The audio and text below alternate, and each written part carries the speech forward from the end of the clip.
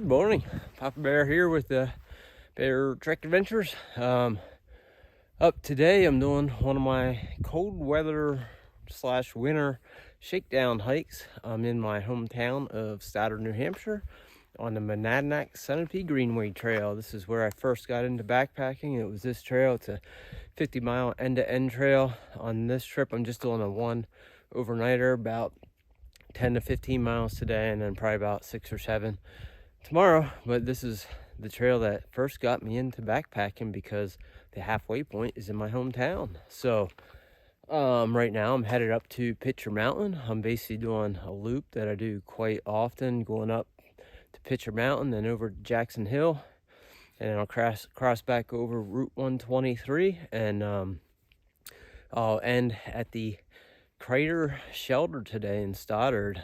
Basically there's a lean-to shelter there, but plan to set up my Altiplex tent.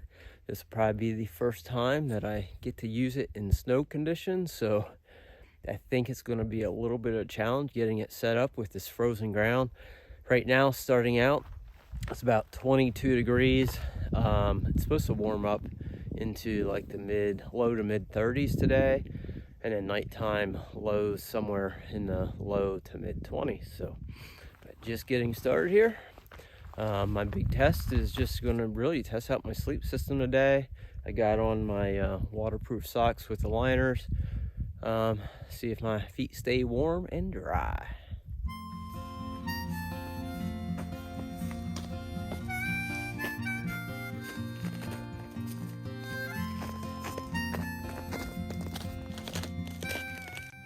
I made it to the top of Jackson Hill. This is my favorite local spot here. I love coming up here, and it's usually like a 7.5 to 8 mile round trip from where you park at Pitcher Mountain. So usually there's not too many people up here except for in the wintertime.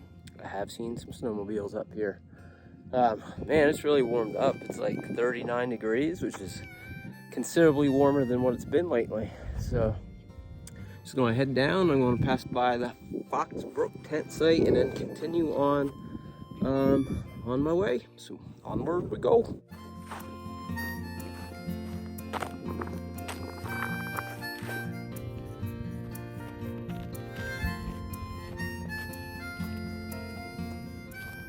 Wow, I completely swear by those sealskin waterproof socks. I just did a little stream crossing about a mile back or so, and I slipped on some ice and my right leg got submerged a little over knee deep, and my feet stayed toasty, feet stayed dry. So those things are pretty amazing. I tested them really good last winter in the snow, but that's the first time I've actually fully submerged my foot in water. So overall, I highly recommend the sealskin waterproof socks.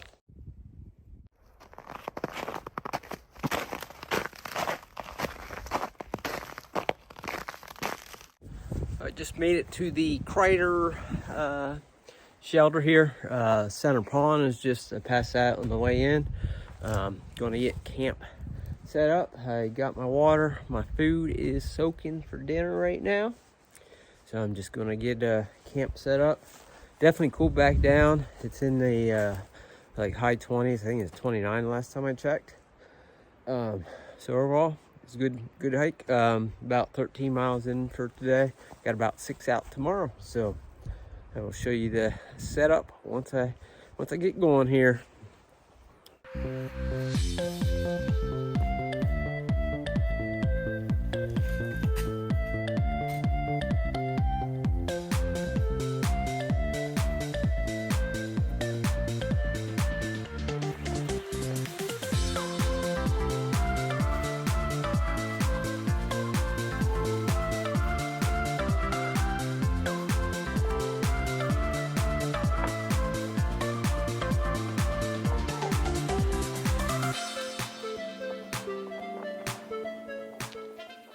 Got camp all set up for tonight.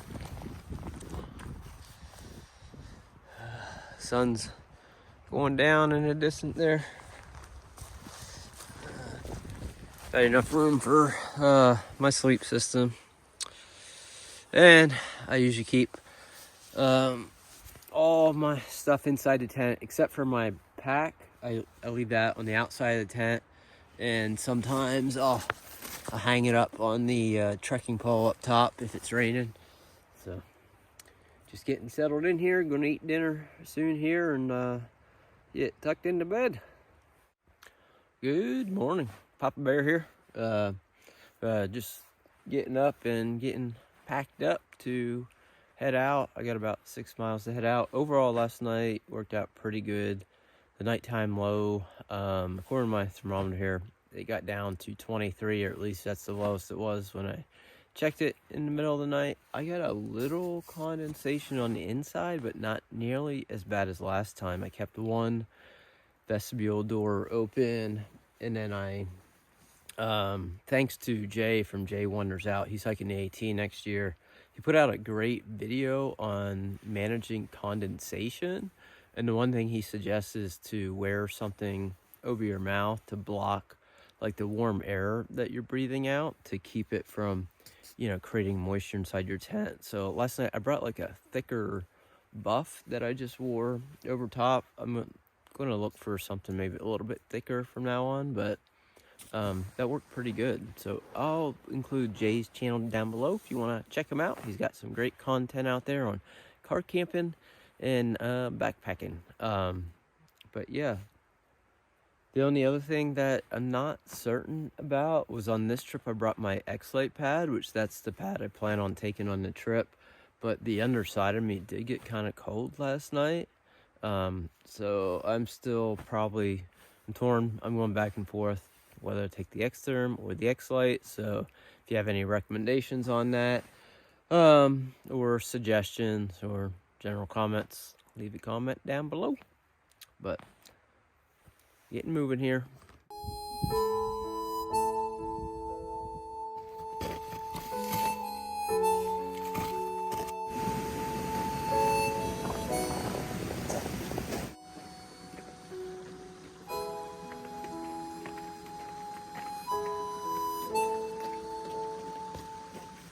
Papa Bear here. Well, I'm almost back to my truck.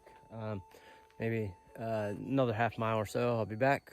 Fire tower, where it started, is up there. Overall, it was a great cold weather shakedown hike. Definitely got few adjustments I need to make to my sleep system, but overall, everything worked pretty good. Just a few adjustments to make. For the 2 days is like little over like 22, 23 miles, somewhere around there by the time I get back to the truck.